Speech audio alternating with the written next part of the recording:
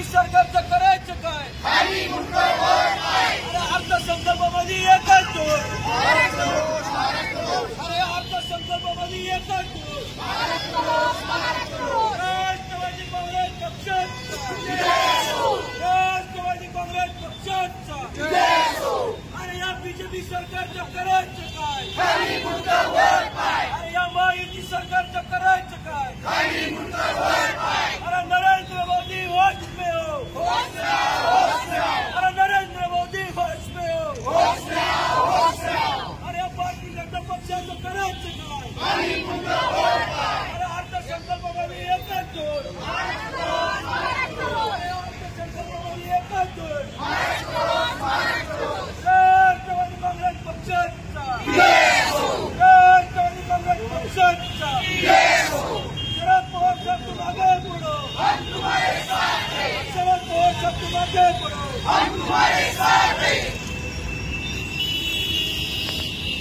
राष्ट्रवादी काँग्रेस पक्षाचा, राष्ट्रवादी काँग्रेस पक्षाचा. शरद पवार साहब तुम आगे बढ़ो, शरद पवार साहब तुम आगे बढ़ो.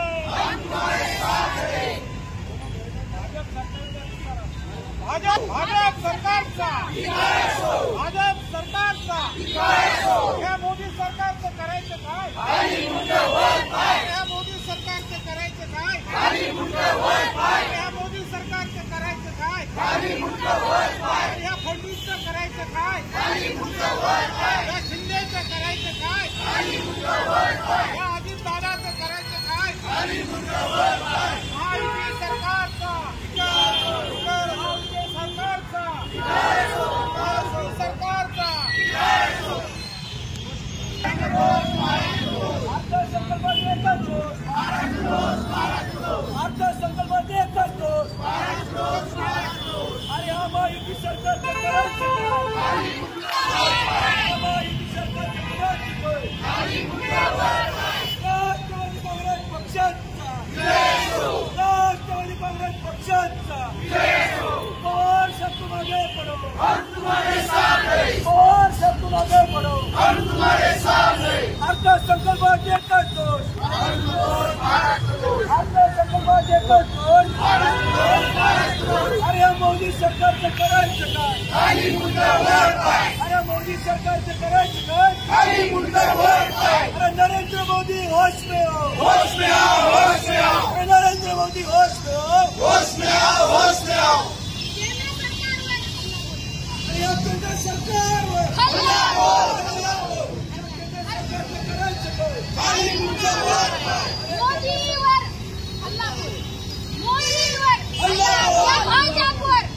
सरकारवर केंद्र सरकारवर एनसीपीचा आणि पवार साहेबांचा या एनसीपीचा.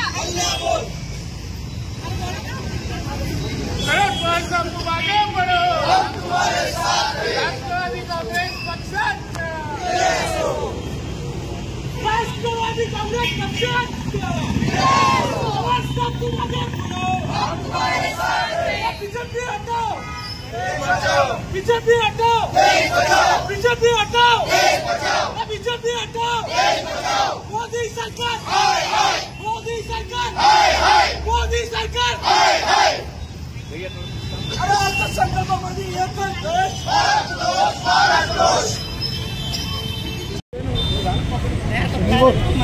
छत्रपती संभाजीनगर जिल्ह्याच्या या छत्रपती शिवाजी महाराज पुतळ्याच्या समोर शहर आणि जिल्हा राष्ट्रवादी काँग्रेस पार्टी शरदचंद्र पवार यांच्या वतीने आम्ही केंद्र सरकार राज्य सरकारचं जाहीर निषेध आंदोलन केलं.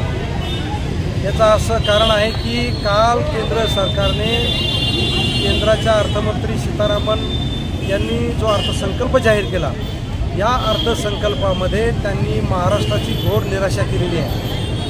महाराष्ट्राच्या तोंडाला पाने पुसली आणि या देशामध्ये त्यांनी महाराष्ट्रावरती आवर्जून रोष काढला, राग काढला. त्यांचा राग आहे कारण त्या अर्थसंकल्पामध्ये महाराष्ट्राला कोणत्याही प्रकारची भरीव मदत देण्याचं त्यांनी टाळलं आणि ज्या काही घोषणा केल्या, देशात निवडणुका डोळ्यापुढे ठेवून केल्या. बाहेरच्या 2 राज्यामध्ये अजूनही निवडणुका विधानसभेच्या आहेत, परंतु त्या ठिकाणी त्यांनी भरघोस मदत दिली आणि या राज्यातही निवडणुका आहेत. परंतु या राज्यात त्यांना आता महाविकास आघाडीच्या ज्या काही निवडणुका झाल्या या निवडणुकीत लोकसभेमध्ये महाविकास आघाडीचे जास्तीत जास्त खासदार आल्याचा राग या मोदी सरकारला, त्यांच्या सहकार्याला आहे आणि त्याच्या कारणामुळे त्यांनी या ठिकाणी महाराष्ट्राला बाजूला ठेवून महाराष्ट्राला काही न जुमानता हा अर्थसंकल्प सादर केला।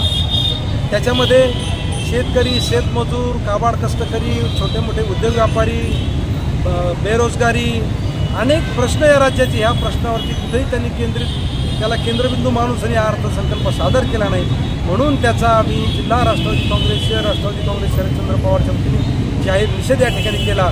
आणि आता त्यांनी आजपर्यंत ज्या काही घोषणा केल्या ह्या सगळ्या घोषणा लोकांना माहिती, 10 वर्षाच्या सत्तेच्या काळामध्ये 15 लाखाचं लोकांना आमिष दाखवलं आहे, लोकांना घरकुल योजनेचं आमिष दाखवलं, नोकऱ्यांचं आमिष दाखवलं आहे आणि एवढ्या वर्षात त्यांनी 10 वर्षात काही केलं नाही। परंतु आता पुन्हा लोकसभेला इथं महाराष्ट्रात अपयश आलं आणि म्हणून आता विधानसभा डोळ्यापुढे ठेवून त्यांनी या ठिकाणी लाडकी बहीण योजना सुरू केली। आणि ही लाडकी बहीण योजना त्यांनी एवढ्या वर्षाला का लाडकी बहीणची आठवण झाली नाही, परंतु मताची पडली कडकी म्हणून बहीण झाली लाडकी। आज ही अवस्था आहे आणि त्याच्यासाठी या महिलांना, आमच्या भगिनींना या ठिकाणी हा एक काहीतरी लालच दाखवण्याचा प्रयत्न चालला। त्याच्यामध्ये त्यांना फॉर्म भरता येत नाही, त्यांना अडचणी होत नाही, ते काही त्यांच्यापर्यंत मिळत नाही। दुसरी गोष्ट या ठिकाणी त्याच्यानंतर लोकांनी आक्रोश केला, ओरडले लोक, म्हणून आमचा लाडका हो योजना काढली, काही शालेची योजना काढली, काही त्यांच्या मनाला वाटण ते की खैरात वाढायला लागले। आणि त्या खैरातीमध्ये त्यांनी सांगितलं की बेरोजगारांना 12वी पास बेरोजगारांना आम्ही 6,000 महिन्याला भत्ता देऊ, 12वी जे काही पोस्ट ग्रॅज्युएट असतील यांना 12,000 देऊ।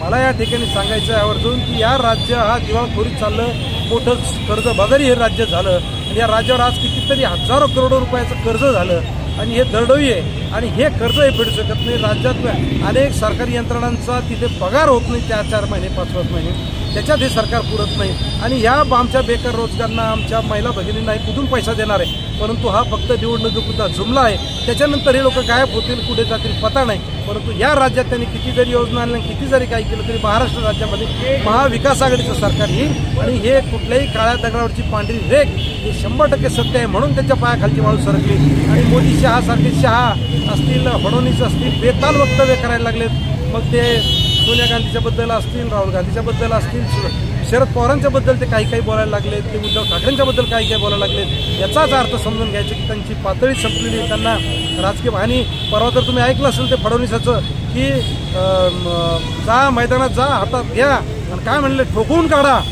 म्हणजे राज्याचा गृहमंत्री जर अशा पद्धतीनं बोलत असेल तर सामान्य जनतेला कुठे जायचं आहे। की या पद्धतीने दडपशाही करून सनी लोकांना लालूच दाखवून सनी कोणत्याही परिस्थितीत सत्ता मिळवण्याचा प्रयत्न ते करतायत, परंतु त्यांना कदापि या राज्यात यश येणार नाही। या राज्यात महाविकास आघाडी सत्ता येईल आणि त्यांनी जो कालचा अर्थसंकल्प हे एक डोळ्यापुढे महाराष्ट्राचा द्वेष, महाराष्ट्राचा राग म्हणून तो अर्थसंकल्प सादर केला आणि महाराष्ट्राला त्याच्यामध्ये त्यांनी अग्रगण्य ठेवलं नाही, त्याचा निषेध करण्यासाठी आम्ही आज या ठिकाणी जमलो आणि त्यांचा जाहीर निषेध जिल्हा राष्ट्रवादी काँग्रेस पार्टी, शहर राष्ट्रवादी काँग्रेस पार्टीच्या वतीने त्यांचा जाहीर निषेध या ठिकाणी करतो। जय हिंद, जय महाराज, जय राष्ट्रवादी। केंद्र सरकारने काल संसदेमध्ये जे अर्थसंकल्प सादर केला त्यामध्ये महाराष्ट्राला त्यांच्याकडून खूप आशा अपेक्षा होत्या, पण महाराष्ट्रामध्ये ज्या महायुतीला 41 वरून चक्क 17वर आणून ठेवलं, त्यामुळं केंद्र सरकारनं त्यांचा रोष महाराष्ट्रावरती दाखवला आणि महाराष्ट्राला या अर्थसंकल्पामध्ये काहीही न देता या इथल्या जनतेच्या, इथल्या शेतकऱ्यांच्या तोंडाला पाणी पुसण्याचं काम केलेलं आहे। खरं तर आता हे सरकार काही बहुमतामध्ये नाही आहे, त्यामुळे त्यांना ज्या आंध्र प्रदेश आणि बिहारची जी गरज होती तर त्या दोन्ही राज्यांना आपली खुर्ची टिकवण्यासाठी तिकडे निधी देण्याचं काम केलं आणि त्याच वेळेला इथे महाराष्ट्राला परका समजून महाराष्ट्रातील जनतेला आणि यांच्या आशा अपेक्षांवरती पाणी फिरवण्याचं काम या केंद्रातील सरकारनं केलेलं आहे। असा भेदभाव करणारा, महाराष्ट्रांच्या प्रती आपला परका असा भेद जोपासणारा हा जो भाजप पक्ष आहे आणि यांचे जे मित्रपक्ष आहे, या सगळ्यांच्या लक्षात आलं असेल की केंद्रानं त्यांना काहीही दमडीही न देता या महाराष्ट्रामध्ये त्यांची विधानसभेमध्ये पुढे येणारी कशी गोची करून ठेवलेली आहे हे त्या पक्षांच्या नेत्यांच्याही आता लक्षात आलेलं असेल। महाराष्ट्रातील जनता या केंद्र सरकारला कधी माफ करणार नाही, भाजप सरकारला माफ करणार नाही आणि विधानसभेमध्ये आपला रोष महाराष्ट्रातील जनता त्यांना निश्चितपणानं दाखवून देईल याची आम्हाला खात्री आहे। मी रघुनाथ दादा पाटील, राष्ट्रवादी काँग्रेस शहर कार्याध्यक्ष, पूर्व विधानसभा, आम्ही राष्ट्रवादी काँग्रेसच्या वतीनं या सरकारचा निषेध व्यक्त करण्यासाठी इथे आज आम्ही एकत्र आलो होतो। काल केंद्राचा अर्थसंकल्प जाहीर झाला, या अर्थसंकल्पामध्ये खरं तर महाराष्ट्राच्या हिताचं धोरण या महाराष्ट्रात जे चालू आहे याच्यावर धोरण काही दिसलं नाही. खरं तर हा महाराष्ट्र जो आहे तो शेतीप्रधान संस्कृतीचा महाराष्ट्र आहे आणि या महाराष्ट्रामध्ये शेतीचा असेल किंवा पर्यटन क्षेत्र असेल, तीर्थक्षेत्र असेल, या कुठल्याही गोष्टींसाठी निधी देण्यात आलेला नाही. या मोदी सरकारने फक्त आगामी निवडणूक डोळ्यासमोर ठेवून आंध्र प्रदेश आणि बिहारला भरघोस निधी दिला. मग आमच्या महाराष्ट्रामधून GST असेल किंवा इन्कम टॅक्स असेल, हे सर्व टॅक्स पे करणारा, सर्वात जास्त टॅक्स पे करणारा जो राज्य असेल ते महाराष्ट्र राज्य आहे. तरीही आमच्या महाराष्ट्रावर अन्याय का, हा आमचा या ठिकाणी सवाल आहे. आणि खरं तर या अर्थसंकल्पाच्या माध्यमातून आणखीन एक घोषणा काल त्यांनी केली की मुद्रा लोनची जी हे आहे ती 10 लाखावरून त्यांनी 20 लाख केली. पण खरं त्यांनी आधी आम्हाला याचं उत्तर द्यावं की मुद्रा लोन किती लोकांना मिळाले हे त्यांनी जाहीर करावं. खरं तर या सगळ्या योजना ज्या आहेत हे फक्त आणि फक्त घोषणापत्र असल्यासारखं जाहीर केलेलं आहे. आगामी निवडणूक डोळ्यासमोर ठेवून ह्या सर्व घोषणा त्यांनी या ठिकाणी केलेल्या आहेत. पण या ठिकाणी महाराष्ट्राच्या हिताचा एकही निर्णय या अर्थसंकल्पातून झालेला आम्हाला दिसत नाही. त्यामुळे आम्ही आज या ठिकाणी राष्ट्रवादी छत्रपती संभाजीनगरच्या वतीने केंद्र सरकारचे जाहीर निषेध करत आहोत. नाव सांगा. माझं नाव धनश्री गडवळकर, जिल्हाध्यक्ष राष्ट्रवादी युवती.